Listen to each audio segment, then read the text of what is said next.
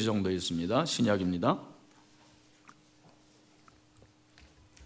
19절부터 26절까지 한 절씩 교독합니다. 그때에 스데반의 일로 일어난 환란으로 말미암아 흩어진 자들이 베니게와 구브로 안디옥까지 이르러 유대인에게만 말씀을 전하는데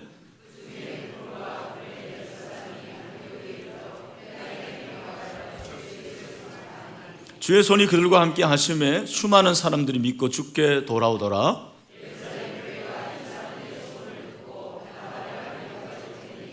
그가 이르러 하나님의 은혜를 보고 기뻐하여 모든 사람에게 굳건한 마음으로 주와 함께 머물러 있으라 권하니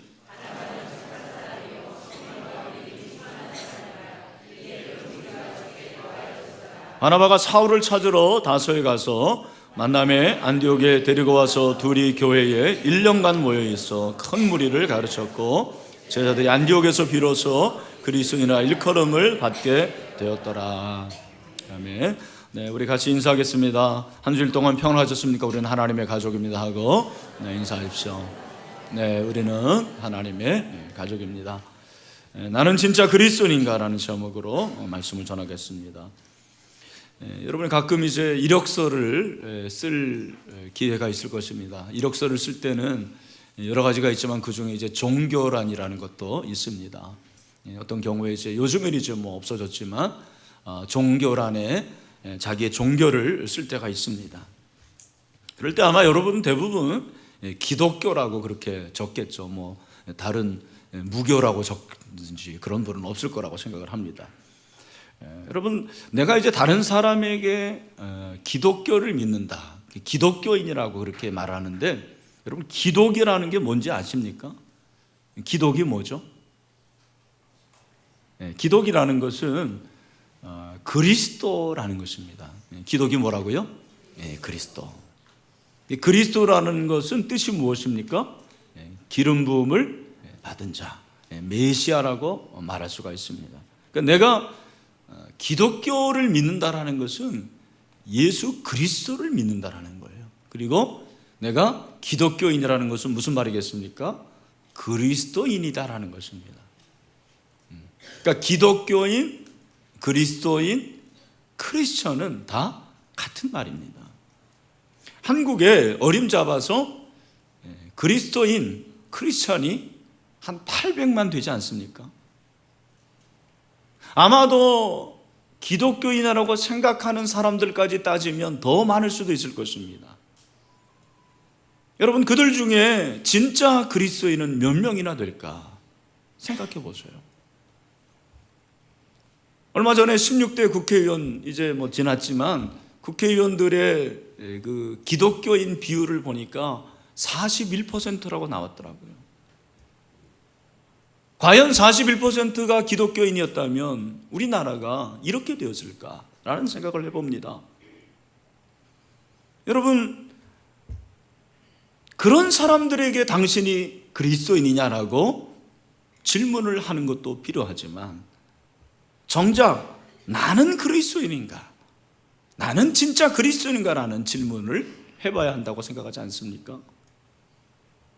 나는 진짜 그리스도인인가? 오늘 저는 여러분에게 묻습니다. 여러분 진짜 그리스도인이십니까? 이 질문에 대답하십시오. 그리스도인이라는 말이 어떻게 유래되었는가? 오늘 본문에 나오는 거죠. 오늘 본문은 사도행전 8장 4절과 연관이 있습니다. 그 이후의 일입니다. 사도행전 8장 4절 그 흩어진 사람들이 두루 다니며 복음의 말씀을 전했습니다. 스데반의 순교 이후에 복음을 전한 사람들이 오늘 19절에 보니까 그때 스데반의 일로 일어난 환란, 스데반의 순교로 인해서 예루살렘 교회에 큰 환란이 밀어닥쳤습니다. 그 환란을 피해서 흩어진 자들이 베니게와 구브로 안디옥까지 이르렀다고 그랬습니다.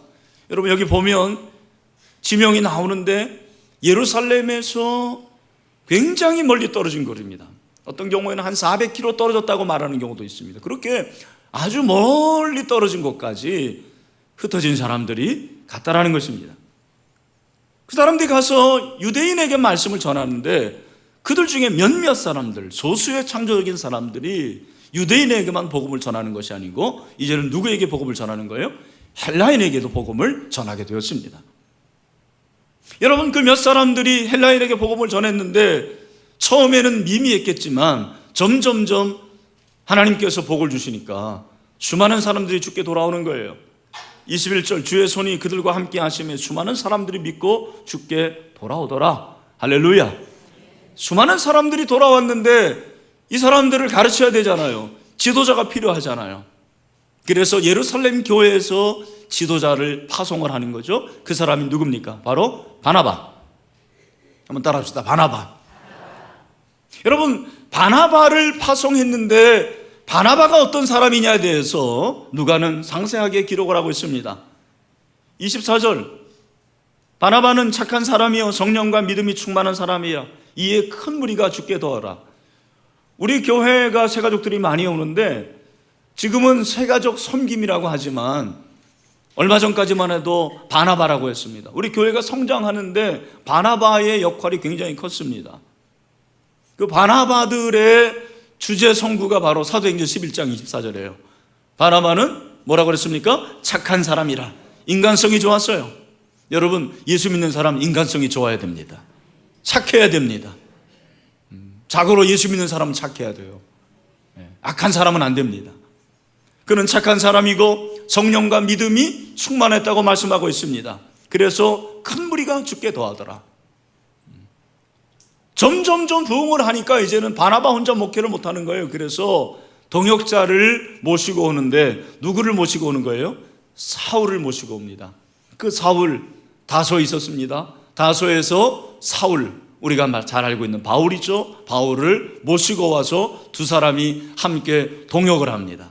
1년 동안 안디옥 교회에서 가르침을 합니다. 여러분, 그렇게 성경 공부를 하고 제자 훈련을 하고 말씀을 가르쳤는데 그 결과가 무엇입니까? 우리 26절 말씀을 다 같이 한번 읽어보도록 하겠습니다. 26절입니다. 시작. 만남에 안디옥에 데리고 와서 둘이 교회에 1년간 모여있어 큰 무리를 가르쳤고 제자들이 안디옥에서 비로소 그리스도인이라 일컬음을 받게 되었더라. 아멘. 제자들을 가르쳤습니다. 안디옥에서 1년 동안 부지런히 성도들을 가르쳤는데 안디옥 교회 밖의 사람들, 비그리스도인들이 그 안디옥 교회 성도들을 보고서 뭐라고 말했냐면, 아, 저 사람들은 그리스도인들이다. 안디옥 교회를 다니는 사람들이라 라고 말하지 않았습니다. 뭐라고 말한 거예요? 저 사람들은 그리스도인들이다. 우리가 알고 있는 그리스도인이 바로 여기서 나온 거죠.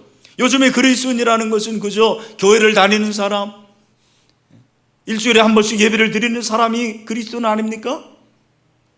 이 당시에는 달랐어요.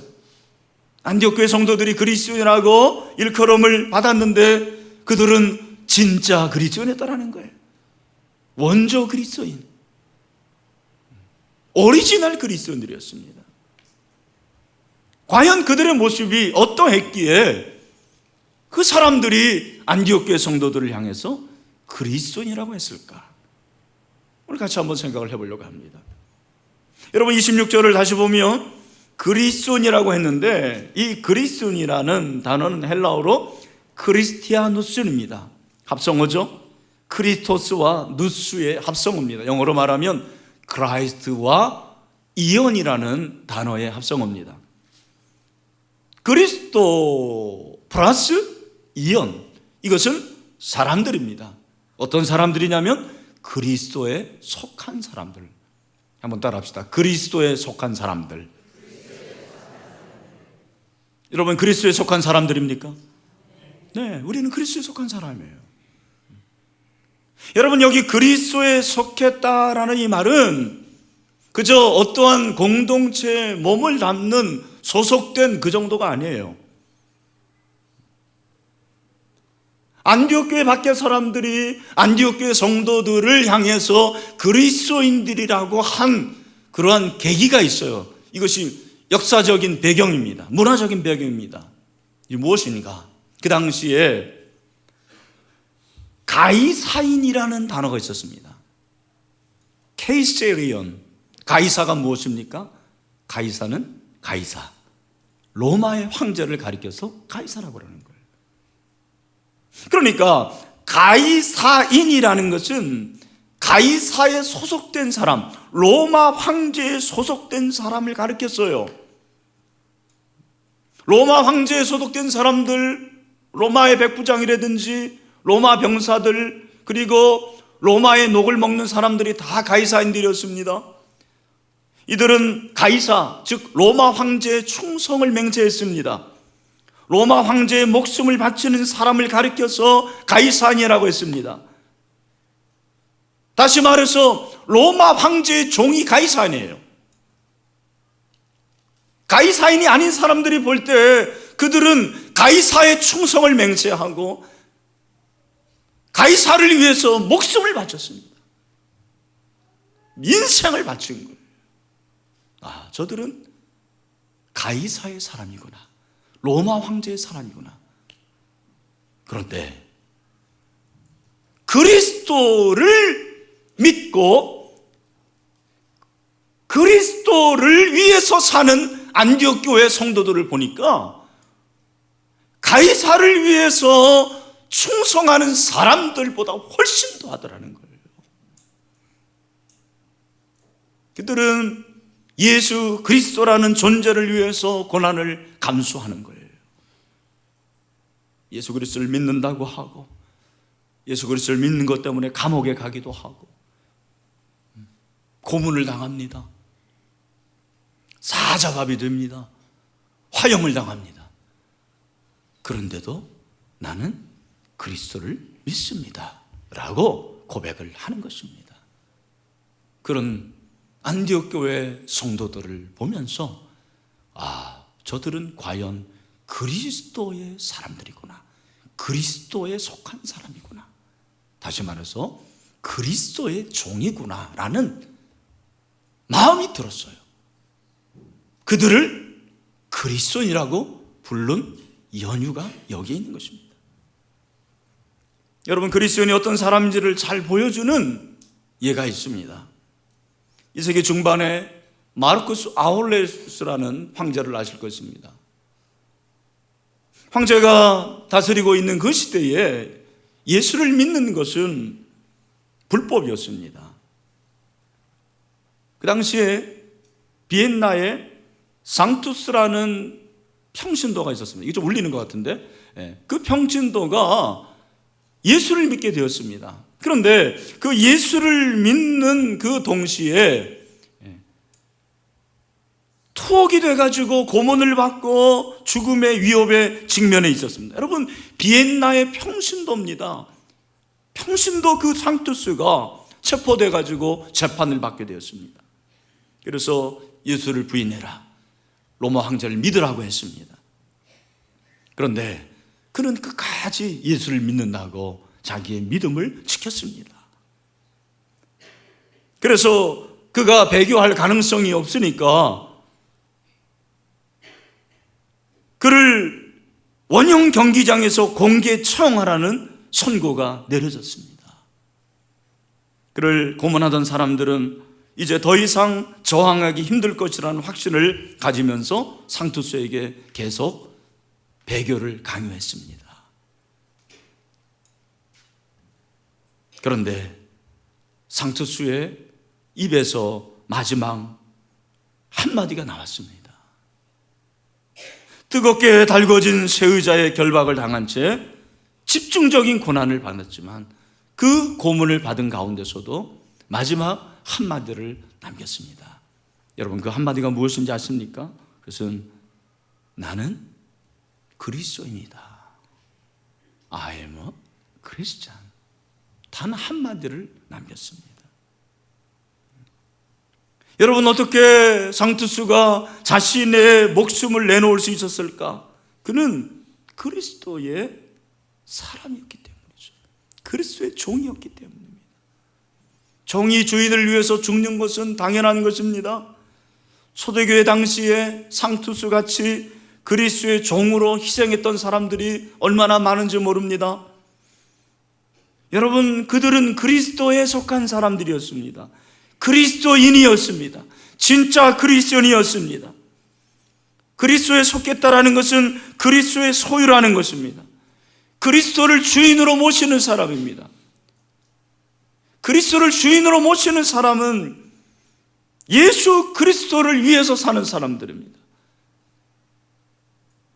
그리스도를 위해서 사는 사람들에게는 사실은 자유가 없습니다. 명예도 없습니다. 예수 그리스도에게 완전히 매여 있는 사람입니다. 여러분, 종은 주인에 따라 달려 있는 것입니다. 종은 종으로서 존재 가치가 없는 거예요, 사실은. 주인이 망하면 종도 망합니다.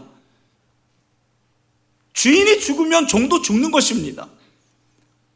주인이 승하면 종도 승한 것입니다. 한마디라서 운명 공동체죠. 주인과 함께 살고 주인과 함께 죽는 것이 종입니다. 여러분, 사도 바울이 갈라디아서 2장 20절에서 뭐라고 고백합니까? 내가 그리스도와 함께 십자가에 못 박혔나니 그런즉 이제는 내가 사는 것이 아니요 오직 내 안에 그리스도께서 사신 것이라. 이제 내가 육체 가운데 사는 것은 나를 사랑하사 나를 위하여 자기 자신을 버리신 하나님의 아들을 믿는 믿음 안에서 사는 것이라. 아멘. 여러분, 예수 그리스도를 위해서 죽을 수 있습니까? 예수 그리스도를 위해서 희생할 수 있습니까? 예수님을 위해서, 내 주인이신 그분을 위해서 내가 시간을 희생하고 내 물질을 드리고 내 인생을 바치는 그것이 바로 그리스도인의 본분이요 사명이죠. 내가 그리스도의 종이다.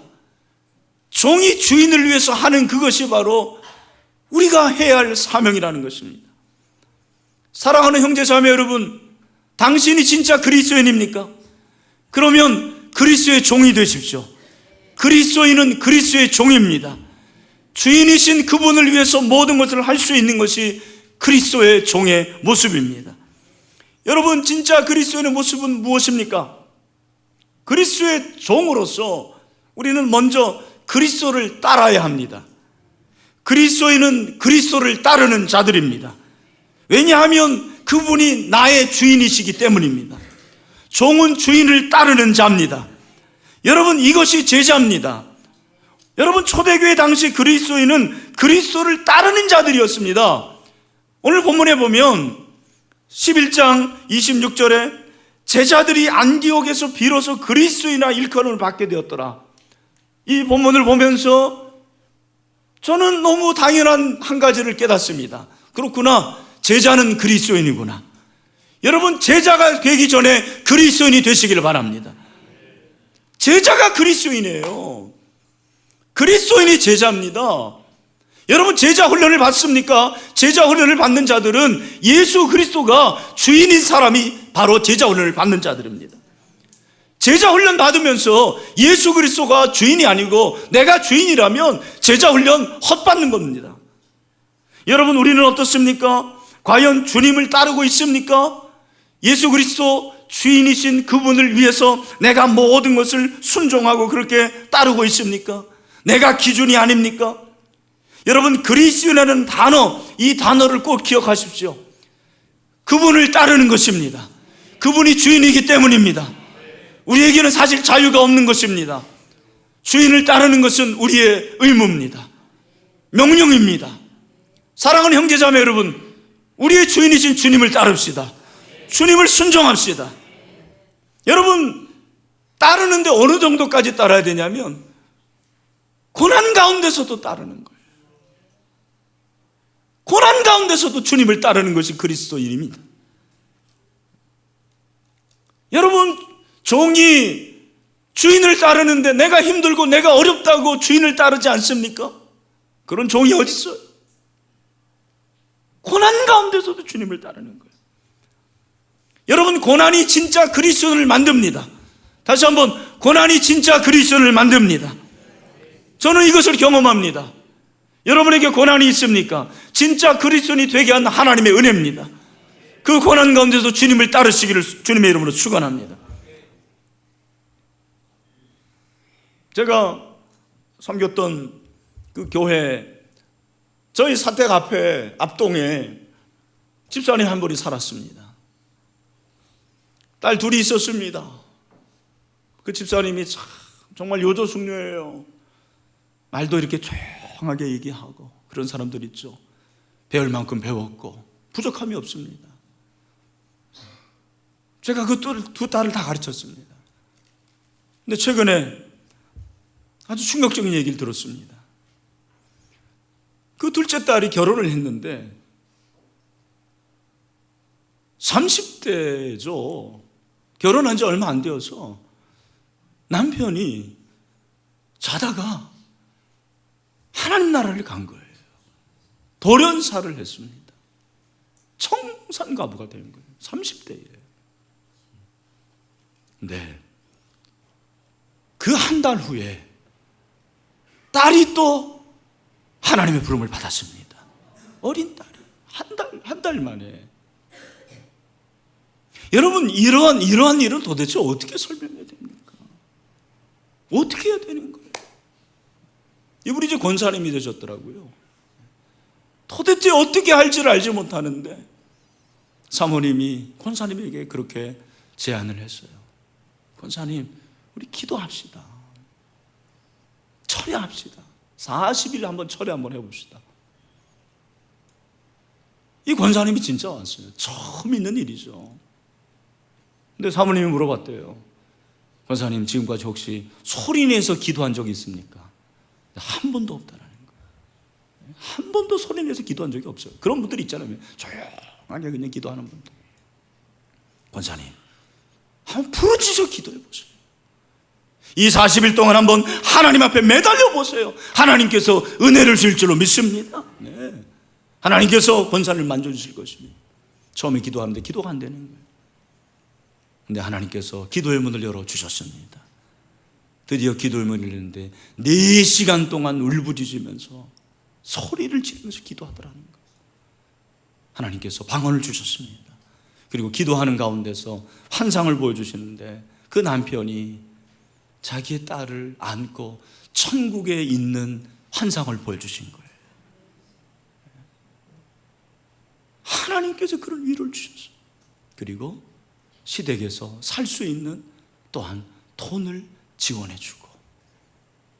여러분, 그 딸이 지금도 권사님과 함께 매일 철야 기도를 하고 있습니다.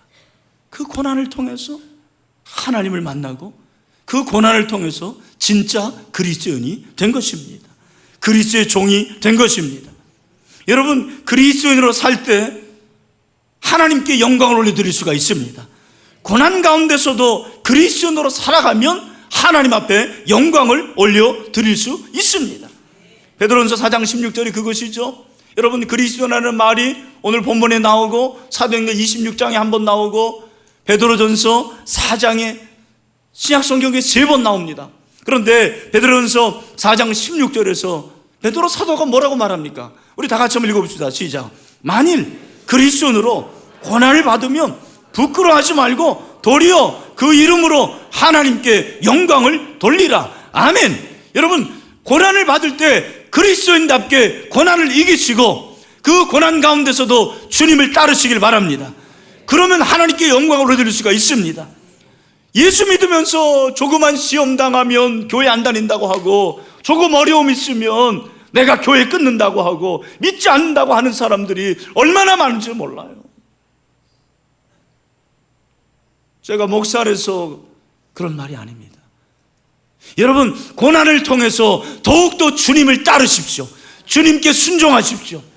그 고난을 이길 때 하나님께 영광을 올려드릴 수가 있습니다. 할렐루야.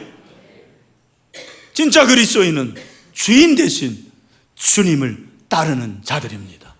주님을 따르는 진짜 그리스도인 되시기를 주님의 이름으로 축원합니다. 또 한 가지, 우리가 그리스도의 종으로서 그리스도를 따르는 것은 그리스도를 위해서 희생하는 것입니다. 그리스도인이 희생하는 것은 어쩌면 당하는 것입니다. 대가를 지불하는 거죠. 왜 희생해야 될까? 여러분, 굉장히 중요한 이유가 있습니다. 종이 주인을 위해서 희생하는 것이 당연한 거예요.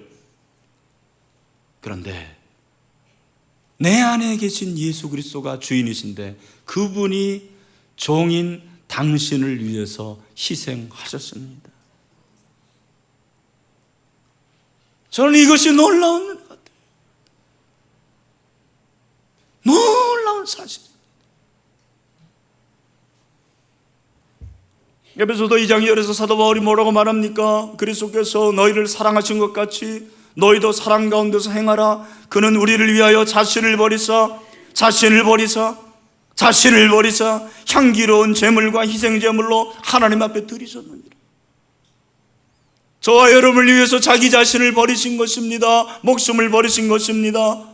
요한일서 3장 16절, 그가 우리를 위해서 목숨을 버리셨으니 우리가 이로써 사랑을 알고 우리도 형제들 위해서 목숨을 버리는 것이 마땅하니라. 여러분, 이 세상 어디에 주인이 종을 위해서 목숨을 버리는 것이 어디 있습니까? 주인이 종을 섬기는 일이 어디 있습니까? 제가 지난번에 인문학 배워보니까요, 고대 사회에서, 로마 사회에서 귀족 주인이라는 것은 절대 권력자래요. 종들이 한 명, 두 명 죽어가는 것, 그것은 개미 새끼 한 마리 죽는 것과 똑같합니다.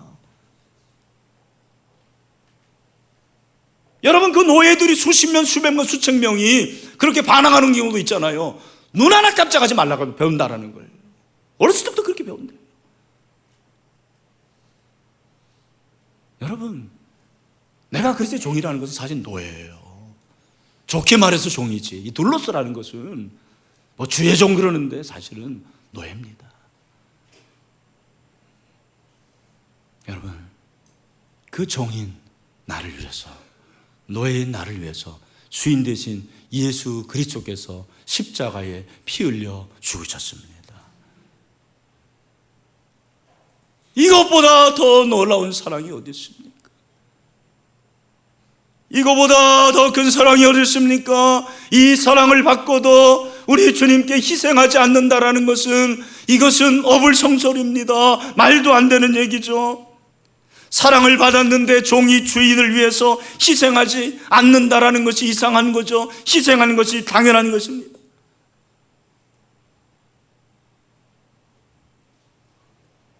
여러분, 예수 믿으면서 주님을 위해서 희생한 것이 뭐가 있습니까?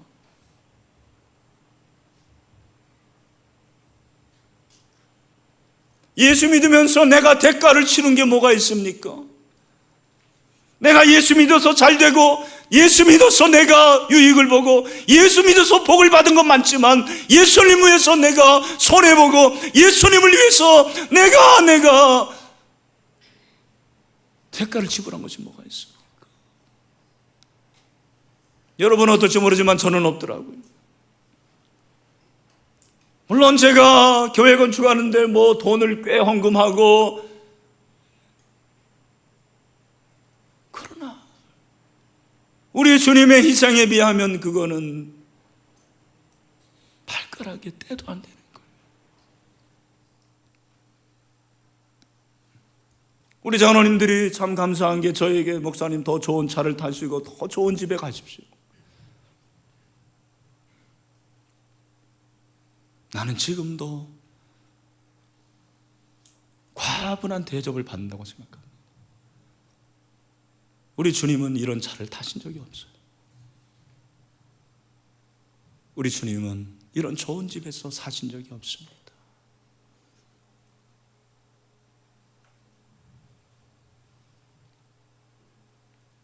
내 너를 위해서 몸 버려 피 흘려 내 너를 위해서 희생을 당했는데 너는 나를 위해서 무엇을 줬냐?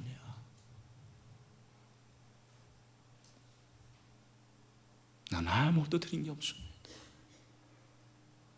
주님을 위해서 나는 희생한 적이 없습니다.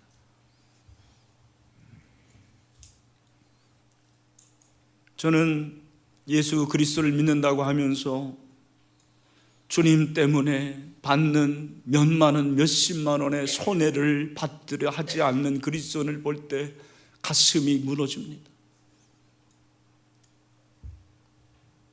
예수 그리스도의 종이라고 하면서, 직분자라고 하면서 하나님의 말씀이 무엇인지 알면서도 그 말씀대로 순종하지 않는 사람들을 보면서 주님의 마음이 얼마나 아플까라는 생각을 해봅니다. 예수 그리스도를 믿는다 하는 그리스도인의 명목을 가지면서도 편법을 쓰고 자기의 기준대로 살아가는 그런 사람들을 볼 때 정말 가슴이 아픕니다. 어쩌면 저도 그런 사람 중에 한 사람일 것입니다. 사랑하는 형제자매 여러분, 그리스도가 당신의 주인이라면, 당신은 진짜 그리스도인이라면 그리스도를 위해서 무엇인가 희생을 해야 됩니다. 그걸 요구하지 않습니다. 그건 좀 자연스러운 것입니다. 내가 주님을 위해서 무엇을 희생할 것인가? 무슨 대가를 치를 것인가? 무슨 손해를 받을 것인가? 여러분, 우리가 진짜 그리스도인으로 살아갈 때 우리의 몸에서 냄새가 나는 거예요. 여러분, 안디옥 교회 밖의 사람들이 안디옥 교회 성도들을 그리스도인이라고 했을 때 그것은 그들의 스타일을 본 거예요. 그 스타일은 옷의 스타일이 아니었습니다. 그들과 똑같이 옷 입었어요. 그들이 먹는 음식이 아니었습니다. 똑같이 먹었습니다.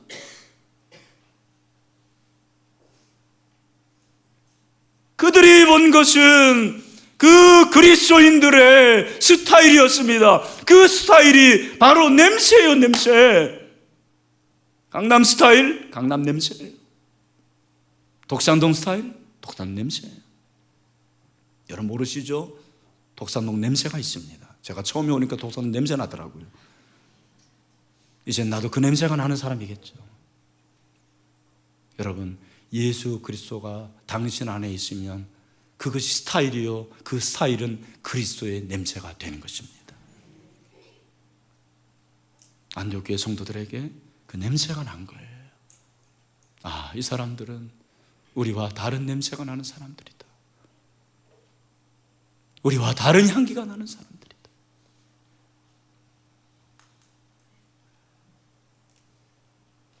고린도서 2장 14절 15절에서 사도 바울이 뭐라고 말씀하십니까? 항상 우리를 그리스도 안에서 이기게 하시고 우리로 말미암아 각처에서 그리스도를 아는 냄새를 나타내시는 하나님께 감사하노라. 우리는 구원받은 자들에게나 망하는 자들에게나 하나님 앞에서 그리스도의 향기니. 아멘.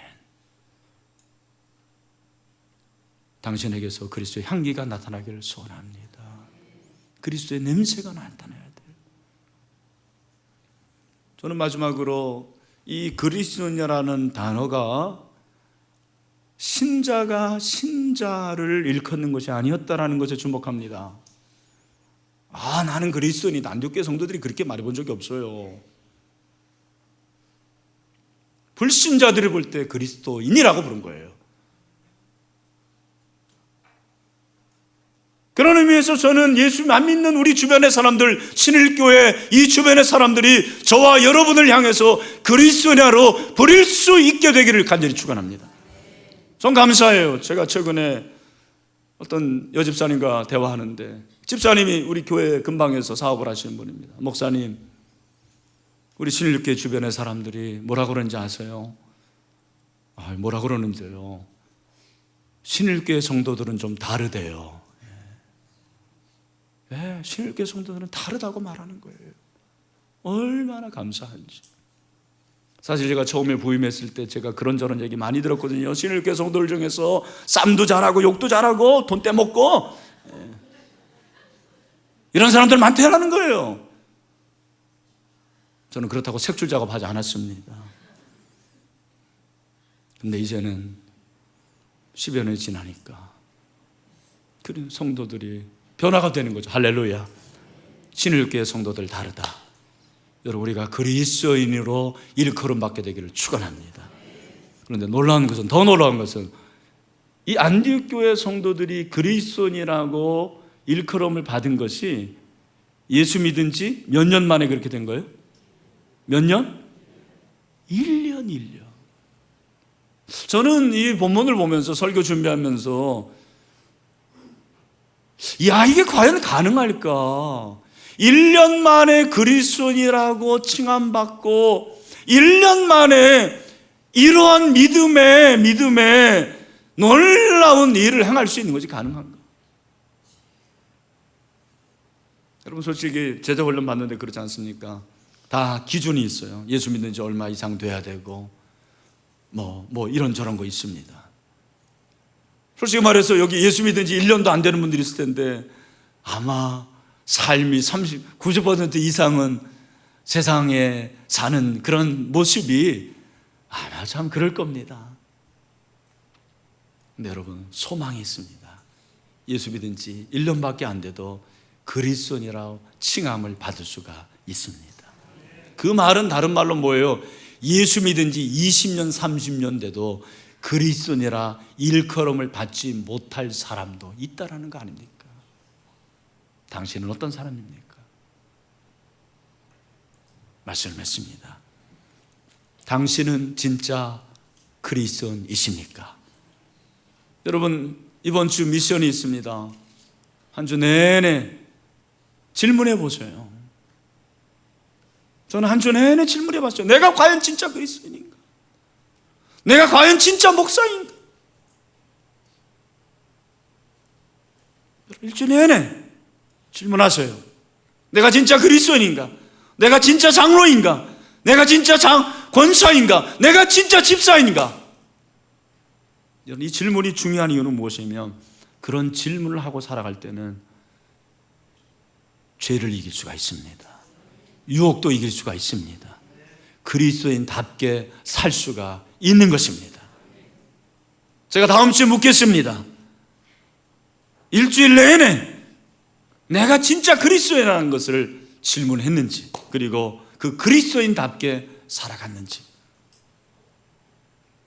우리 다 같이 한번 이 시간에 고백합시다. 주님, 저는 진짜 그리스도인입니다. 여러분, 우리의 고백이 되고 여러분들이 그런 일컬음을 받을 수 있게 되기를 주님의 이름으로 축원합니다.